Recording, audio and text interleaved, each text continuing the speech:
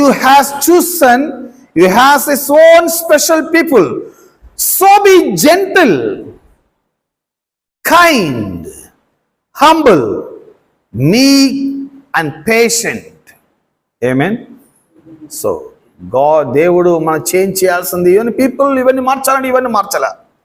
కానీ ఏమేమి మార్చారు? పేరు మార్చారు, డ్రెస్ మార్చారు, వారికి అవుట్లుక్ మార్చారు. కానీ పీపుల్ దగ్గర పేషెంట్ ఉందా? పేషెంట్గా నడుచుకుంటున్నారా?